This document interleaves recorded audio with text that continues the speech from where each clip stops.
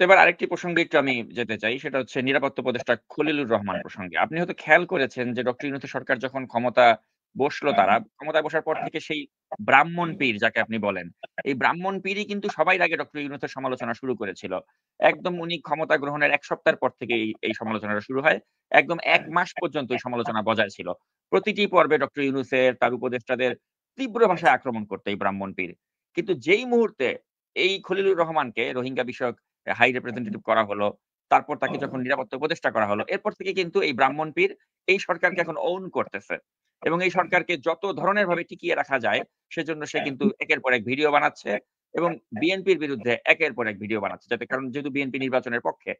তো এখন এই যে একটা বিষয় আমরা দেখতে পাচ্ছি, আবার এই নিরাপত্তা উপদেষ্টা খলিলুর রহমান, তাকে নিয়ে কিন্তু আর্মির মাঝে একটা ব্যাপক ক্ষোভ রয়েছে। সেটাও আপনি জানেন। এটা অলরেডি আনফোল্ড হয়ে গিয়েছে যে আর্মির সাথে একটা সমস্যা তিনি তৈরি করে ফেলেছেন এই সরকারের। তো এখন আমার প্রশ্ন হচ্ছে যেই ব্যক্তি মানে লতিফুর রহমানের সময় তিনি PS1 ছিলেন, বিচারপতি লতিফুর রহমান যখন তত্ত্বাবধায়ক সরকারের প্রধান ছিলেন ওই সময়। এরপর একটি ঘটনা ঘটেছিল আপনি হয়তো জানেন যে ২০০১ সালের অক্টোবর মাসে একটি জি। করুণ মৃত্যুর ঘটনা ঘটেছিল যেখানে তার সংশ্লিষ্টতা আছে বলে ওই সময়ের পত্র-পত্রিকাগুলোতে স্পষ্ট লেখা আছে যে PS1 এই সচিব এটার জন্য দায়ী। তো এরকম একজন বিতর্কিত মানুষ যাকে ওই বিতর্কিত ঘটনার পরে ২৪ বছর আমরা লাইমলাইটে দেখি নাই, তাকে আমেরিকা থেকে ডেকে এনে আমাদের জাতীয় নিরাপত্তা উপদেষ্টার দায়িত্ব দেয়া হয়েছে। এবং আমি আপনাকে আরেকটা তথ্য দিতে চাই সেটা হচ্ছে আমি কিন্তু তার এই দেশে প্রবেশ যখন তিনি করলেন, এয়ারপোর্টের ইমিগ্রেশনে যে তথ্যগুলো দিয়েছেন সেটার পুরো রেকর্ড আমার কাছে আছে। সেখানে তার কিন্তু ইমার্জেন্সি কনট্যাক্ট নাম্বারে তিনি কিন্তু মার্কিন যুক্তরাষ্ট্রের ঠিকানা ব্যবহার করেছেন। তার যে ব্যক্তিগত ফোন নাম্বার সেখানে তিনি মার্কিন যুক্তরাষ্ট্রের ফোন নাম্বার ব্যবহার করেছেন। তার বাংলাদেশের কোনো ফোন নাম্বার তিনি ব্যবহার করেননি। তার কোনো স্মার্ট আইডির তথ্য নেই, তার কোনো এনআইডি নেই। অর্থাৎ তিনি আমাদের দেশে ভোটও দিতে পারবেন না।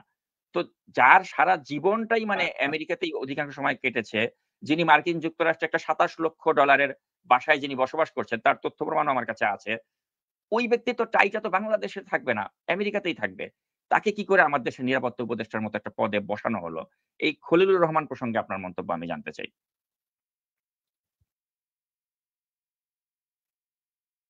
আমি এটা পছন্দ করি নাই এবং এটা আমি বলেছি কেবল ওনার সম্পর্কে না, আমি যত লোক দ্বৈত নাগরিক আছে তাদের বিষয় নিয়ে আমি প্রশ্ন কিন্তু শুরু থেকে তুলছি। আমার কিন্তু অন্য কোনো কারণ নাই। এই দ্বৈত নাগরিক কেবল না, যার নাকি অন্য কোথাও যাওয়ার জায়গা আছে। খলিলুর রহমান যদি আজকে ধরা যাক, খলিলুর রহমান দাবি করছে ওরা বাংলাদেশ ছাড়া কোনো পাসপোর্ট নাই, উনি আমেরিকার নাগরিক না, উনি দাবি করেছেন, আমি মানলাম, আমি ওনার দাবিটাকে মেনে নিলাম যে উনি বাংলাদেশের ছাড়া অন্য কোনো পাসপোর্ট ওনার নাই, উনি আমেরিকার নাগরিক নন, আমি মানলাম। নাগরিক না হলে উনি গত ৩০ বছর ধরে আমেরিকা আসেন কিভাবে? আপনি নিজেও বিদেশে থাকেন, আমেরিকা থাকেন, আপনি জানেন উনি কিভাবে আসেন। তাহলে ওনার অন্য কিছু আছে, সেটা কি? থাকার বৈধতা ওনার আছে, হয়তো সেটা পার্মানেন্ট রেসিডেন্ট উনি ওখানকার, অথবা ওনার গ্রিন কার্ড আছে। তার অর্থটা কি? অর্থ হলো উনি যে কোনো সময় এখান থেকে ওখানে চলে যেতে পারেন, যে ওখানে মহানন্দে থাকতে পারেন। আমি কিন্তু এই বিষয়টার আপত্তি করি, আমার অন্য কিছু না। এই বিষয়টা আপত্তি কেন? যে আপনি যখন চলে যাবেন, আপনি এনে আকাম করলেন, আকাম করার পর আপনি চট করে চলে গেলেন, আপনাকে আমি ধরতে পারলাম না তো। যে কারণে ২০০১-এর যে ট্রেজিক ঘটনার কথা আপনি বললেন, ওই ঘটনা যখন হয়েছে, ঘটার পরে উনি কিন্তু চট করে চলে গেছেন আমেরিকাতে। তখনও কিন্তু ওনার চাকরির মেয়াদ ছিল, ওনার কিন্তু চাকরির মেয়াদ শেষ হয় নাই। উনি তো লতিফুর রহমান সাহেবের PS ছিলেন, PS1 ছিলেন, এবং লতিফুর রহমান তো ওনার ভাইরা, সম্পর্কে নিকট আত্মীয়। উনি কিন্তু লতিফুর রহমানের ওই দায়িত্বটা শেষ না করেই কিন্তু চলে গেছেন। তার মানে প্রধান উপদেষ্টার PS1 চাকরির মেয়াদ শেষ না করে চলে যাওয়া, এটাও তো এক ধরনের অপরাধ আমি মনে করি। এই অপরাধ তো প্রমাণ করে যে এই দেশের প্রতি ওনার কোনো ফিলিংস কাজ করে না। উনি তো দায়িত্ব নিয়ে এসেছিলেন, উনি তো চলে গেলেন। তো এখন এই যে একটা ওই অপরাধের সঙ্গে ওনার নাম জড়িয়ে গেছে, আমি জানি না অপরাধের সঙ্গে ওনার জড়িত আছেন কিনা, প্ররোচনা আছে কিনা, এটা আমরা বলতে পারবো না, বাট বিভিন্ন পত্র পত্রিকা দেখেছি। বাট এটা কিন্তু ওনাকে ক্লিয়ার করতে হতো, কিন্তু উনি ক্লিয়ার করেন নাই। কিন্তু কেন করেন নাই? যেহেতু ওনার একটা যাওয়ার জায়গা আছে। যদি যাওয়ার জায়গাটা না থাকতো তাহলে কিন্তু ওনাকে এখানে বেশি ক্লিয়ার করতে হতো, কিন্তু ওনাকে আর ধরা সরঞ্জাম পাচ্ছি না। আমি এই জন্যই বলেছি, যাদের বিদেশে আরেকটা পা রাখার জায়গা আছে সেই লোকগুলিকে দেশের রাষ্ট্রীয় নীতি নির্ধারণী পদে বসানো উচিত না। এটা হলো আমার বক্তব্য, আমি এটা মনে করি। এমনকি এই বিবেচনায় ডক্টর ইউনূসেরও উচিত না এত বড় একটা দায়িত্ব নেওয়া। উনি বলতে পারতেন যে ওনার তারা একটা বিকল্প জায়গা আছে, অনেকেরই আছে এখানকার। এটা উচিত না, এটা একদমই উচিত না। জাতীয় নীতি নির্ধারণী কোনো পদে তাদেরকে বসানো উচিত নয়।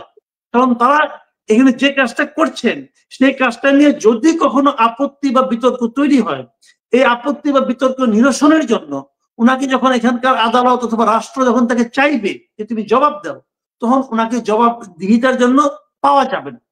যেমন আওয়ামী লীগের অনেককেই পাওয়া যাচ্ছে না এখন। কেন পাওয়া যাচ্ছে না? তারা চলে গেছে। তো তাদের তো যাওয়ার জায়গা আছে, সবারই দুই পা দুই জায়গায়।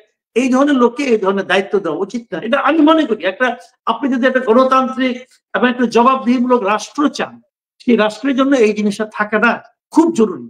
আমি আরো কিছু জিনিস মনে করি, আমি আপনাকে একটু বলি, যেহেতু সময় পাইছি আমি একটু বলি।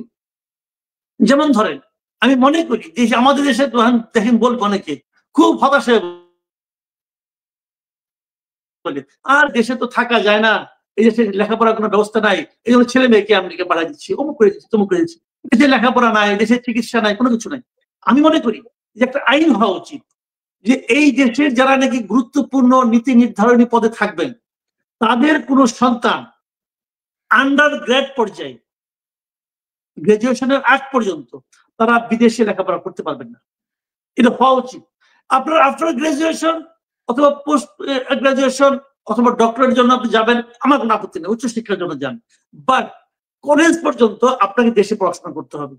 2 নম্বর, এদেশের কোন নীতি নির্ধারণের পর্যায়ে যারা থাকবেন, যারা ইলেকশন করবেন, এমপি হবেন, তাদের চিকিৎসা দেশেই হতে হবে। তারা বিদেশে চিকিৎসা করাতে পারবেন না। যদি আপনারা করতে পারেন, তাহলে এদেশের শিক্ষা প্রতিষ্ঠান উন্নত হবে, এদেশের হাসপাতাল উন্নত হবে।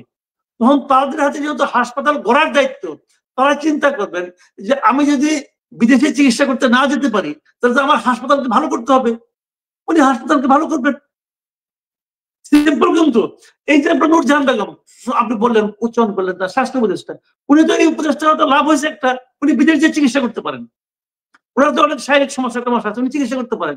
যদি এমন আইন হতো আপনি দেশেই চিকিৎসা করতে হবে, আপনি যদি আপনি উপদেষ্টা হন, আপনি বিদেশে যাইতে পারবেন না। উনি কিন্তু উপদেষ্টা হইতেন না, উনি কিন্তু হইতেন না। তো এই জন্য সহজ জিনিস ভাই, এইগুলি আমি মনে করি করা উচিত। আমরা যেরকম ইলেকশনের সময় দেখি না যে সে ঋণ খেলাপি কিনা, অমুক খেলাপি কিনা, এইগুলি দেখা উচিত। যে এমন এমন জিনিস দেখা উচিত যেটা দেখলে পরে দেশের উন্নতি হয়, দেশের সুবিধা হয়, দেশের মানুষ ভরসা পায়। দেশের মানুষ যে জানে যে এই লোক বিদেশ যেয়ে থাকতে পারবে না, তখন দেশের মানুষ তার উপর ভরসা করবে।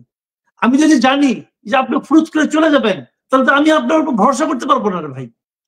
এই জায়গাগুলি আমি মনে করি নীতিগত ভাবে করা উচিত না। আবার ওদের দিক থেকেও বলি, যে লোকগুলি এগুলো করতেছে, ধরেন আপনার আলী রিয়াজ, উনি আর আমেরিকার একটা ইউনিভার্সিটি টিচার, উনি তো উনার তো আত্মসম্মান থাকা উচিত।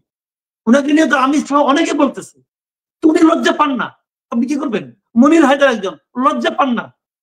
মুশফিক ফজল আনসারী, দেখেন এই হাসিনা বিরোধী আন্দোলনে মুশফিক ফজল আনসারীর কি অসাধারণ ভূমিকা ছিল না বলেন?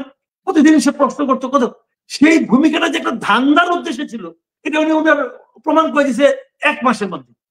উনি এক জায়গার রাষ্ট্রদূত হয়ে গেছে, ওনার এটা বোঝা গেল ওনার একটা ধান্দা ছিল, আমি রাষ্ট্রদূত হব, সিনিয়র সচিব হব, ধান্দাবাদ লোক এগুলি।